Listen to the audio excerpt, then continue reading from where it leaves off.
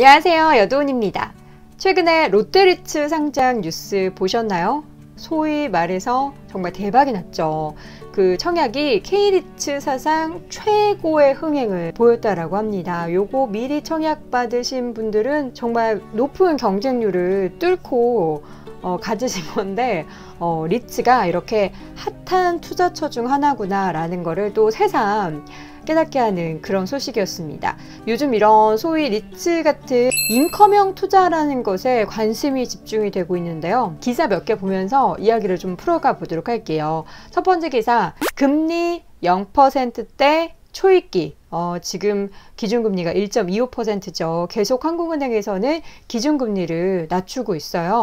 인컴형 투자에 쏠린 눈이다 하면서 11월 3일 기사인데, 금리는 떨어지지만 증시도 박스권에 갇히면서 마땅한 투자처가 없다라는 지적이 나온다. 그래서 이자 수익이나 배당, 분배금 등과 같은 인컴, 그러니까 정기적인 수익을 추구하면서 안정적이면서도 금리보다 높은 수익을 얻을 수 있는 투자처가 주목을 받고 있다라는 기사 봤고요. 두 번째 이어서 볼게요. 이자 0% 시대.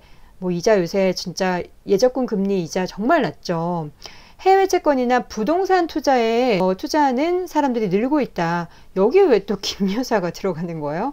어쨌든 인컴형 펀드나 해외 채권 펀드에 돈이 몰리고 있는데, 최근 6개월 사이에 국내에 설정된 105개 인컴형 펀드에 1조 2,700억 원이라는 돈이 들어왔고, 192개 채권형 펀드에는 3조, 거의 4조 가까운 돈이 몰렸다고 합니다. 그래서 최근에 이런 저금리를 피한 투자처가 각광을 받고 있다라는 그런 기사죠. 이렇게 리츠와 더불어서 채권도 그렇고 고배당주, 우선주 이러한 투자처에 자금이 몰리고 있는데요. 이런 투자처를 묶어서 인컴형 투자, 인컴 펀드 이렇게 부르는데, 왜 인컴 펀드가 지금 인기가 있는 걸까요?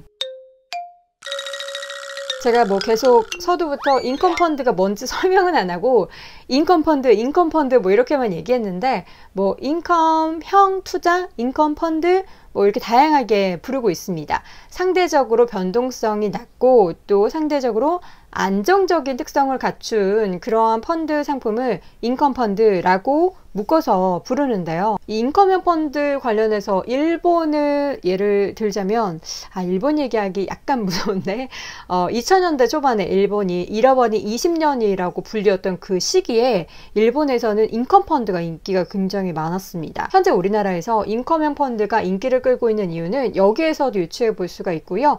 또 최근에 국내 주식시장의 변동성이 워낙에 심했던 그러한 부분에서도 왜 인기가 있는지 유추해 볼 수가 있습니다. 지난해 이후 이렇게 변동성이 심했던 증시 흐름, 그리고 지금의 저금리 환경이 이러한 인컴형 투자의 수요를 부추긴 거죠. 자, 인컴 펀드 그럼 다시 제대로 좀 정리를 해볼까요? 영어로 인컴, 여러분 아시죠? 인컴, 뭔가 들어온다라는 느낌 드시죠? 투자 대상의 정기적인 자금 흐름에 초점을 맞춘 펀드를 이야기합니다. 인컴은 변동성이 높은 시기에 안전판 역할을 해주기 때문에 상대적으로 안정적인 상품으로 인식이 되고요. 특히 장기적으로 투자했을 때 그 혜택을 많이 볼 수 있다고 알려져 있습니다. 또 인컴 펀드는 자산 가격의 상승보다는 인컴 수익에 초점을 맞춰 운용됩니다. 때문에 일반적인 펀드의 운용 전략과는 다소 좀 차이가 있겠죠.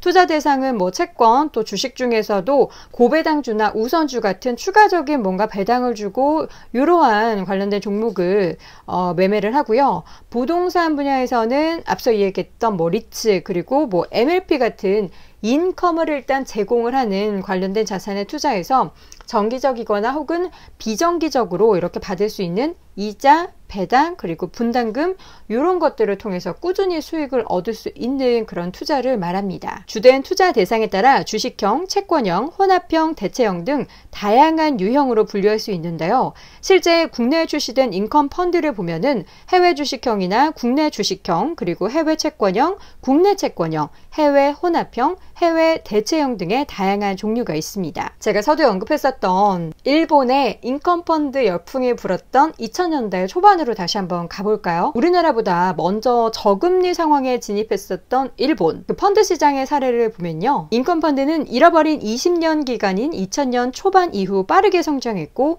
그 이후 금융위기를 정점으로 감소한 것으로 나타났습니다. 이는 당시 인컴펀드의 주된 투자 대상 중 하나였던 하이힐드 채권이 금융위기와 함께 약세를 보였고 이후에 시중금리의 하락에 따라 채권의 이자 수익 감소로 인컴이 감소했기 때문이죠. 여기에 아베노믹스의 영향으로 주식시장에 대한 관심이 증가하면서 점점 인컴펀드에 대한 관심도 줄어들게 됩니다. 국내에서도 과거 비슷한 상황이 있었는데요. 과거에 한때 인컴펀드가 살짝 인기를 끌만했던 그런 시기가 있었어요.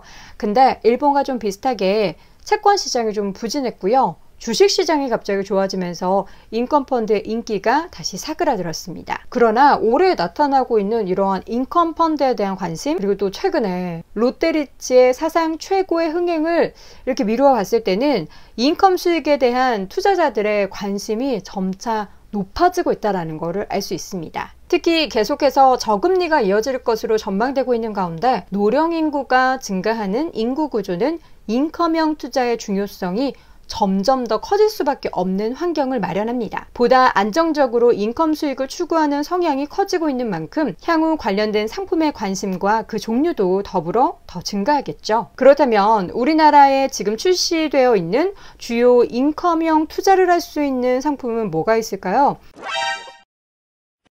일단 펀드를 좀 예를 들어보면요, 한 증권사에서 조사한 바에 따르면 현재 국내에 출시된 인컴펀드가 한 106개 정도가 된다고 해요. 여기에서 설정액이 100억 원 이상인 펀드를 추려보면 한 30개 정도 되고요.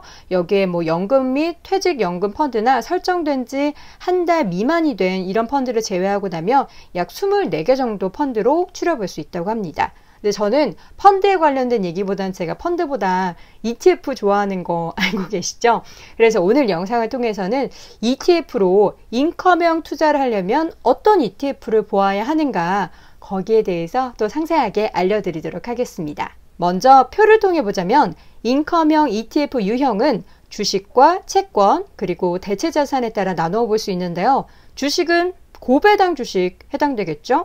그리고 대체 자산에는 대표적인 건 부동산을 들 수 있겠고요. 인컴형 투자 그리고 인컴형 ETF다라고 하면은 꾸준한 인컴의 흐름을 창출해야 하는 그런 ETF여야 합니다. 채권이나 고배당주, 리츠 등의 대체 자산 투자를 통해서 이자, 배당금, 임대료 등의 현금 흐름을 창출하고 포트폴리오를 다양하게 꾸릴 수 있게 되겠죠. 이 인컴 수익이란 매매와는 또 별개로 자산을 보유하면서 그 권리를 통해 얻을 수 있는 금전적인 수익으로 플러스 알파 수익 정도로 생각하셔도 좋겠습니다. 국내 인컴형 ETF를 자산별로 좀 분류해 보면요, 배당주로는 뭐 국내외 배당주 들 수 있겠고, 또 채권이나 부동산, 또 멀티에셋 관련된 ETF 등 다양한 것들이 있습니다. 그렇다면 대상 ETF는 또 뭐가 있는지 정리해 봐야겠죠.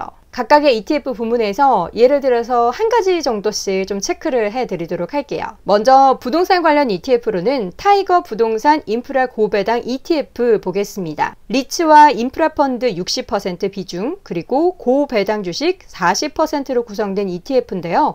올 7월에 새로 상장된 ETF입니다. 그리고 고배당 ETF를 이어서 볼 텐데요. HTS에 배당이라고 치거나 고배당이라고 치면 정말 다양한 ETF들이 나옵니다. 그 중에서 오늘 제가 함께 확인해 볼 ETF는 R이랑 고배당주입니다. 코스피 200에 포함된 종목 중 배당 수익률 상위 30개 종목을 담고 있고요. 어떤 종목이 있는지는 제가 지난 ETF 관련된 영상에서도 알려드렸죠.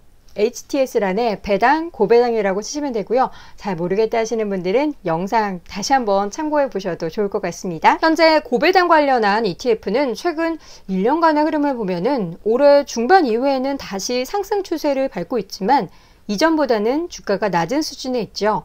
현재 시점에서 매력은 추후 계속되는 저금리 기조가 이어진다라는 가정하에서 보면 현재 주가 수준보다 ETF의 가격이 더 올라갈 것으로 전망하고 있기 때문에 관련 ETF가 함께 언급되고 있습니다. R이랑 고배당주 ETF에 대해서 확인해 보자면 배당주 ETF 중에서도 운용자산의 규모가 가장 큽니다. 또 고배당주 가운데서도 거래대금도 가장 높고요. 고배당주 ETF 중에서는 이 종목 챙겨보셔도 좋을 것 같습니다. 그리고 채권 등의 하이브리드 자산에 투자할 수 있는 ETF도 있는데요. 역시나 한 가지 예를 들어서 확인해 보도록 할게요. 코덱스 모닝스타 멀티에셋 하이인컴 보도록 하겠는데요. 이 ETF의 경우에는 이름에서도 유추해 볼 수 있듯이 고배당 주식, 그리고 채권, 그리고 부동산까지 멀티로 꾸려서 운용합니다. 인컴형 해외 ETF, 그러니까 배당이나 채권, 부동산 관련된 해외 시장에 투자하는 ETF를 편입한 국내 ETF고요. 올해 6월에 상장을 했고 이후 2%대 수익률을 기록하고 있습니다. 마지막으로 이 인컴형 투자 관련해서는 금이나 은 같은 자산에 투자하는 ETF도 함께 포함이 되어 있는데요. 뭐 금이나 은은 제가 영상을 아예 따로 만들어둔 부분이 있으니까 그 영상을 참고해 보셔도 더 좋겠지만 간단하게 언급을 해드리자면 코덱스 골드 선물 ETF입니다. 이 ETF는 뉴욕 상품거래소의 금 선물 지수를 추적하고 있습니다. 지금 저금리 그리고 계속해서 고령화되고 있는 이 시기에 인컴형 투자가 각광을 받는 건 어찌 보면 정말 당연한 일입니다. 계속해서 투자 수익을 상대적으로 안정적이고 또 변동성이 해지할 수 있는 그런 방법을 찾고 계셨다면 이런 인컴형 투자에도 관심 가져보시면 좋을 것 같고요. 내 모든 자산을 다 인컴형 투자에 이거는 좀 고민을 해봐야 될 것 같고 일정 부분 이상의 자산을 인컴형 투자로 운용을 하면서 장기적으로 인컴 수익을 추구해보는 건 어떨까 싶습니다. 자, 오늘 영상 잘 보셨다면 구독, 좋아요, 그리고 댓글란에 또 궁금한 점 있으시면 올려주시고요. 저는 다음 영상으로 돌아오겠습니다. 고맙습니다.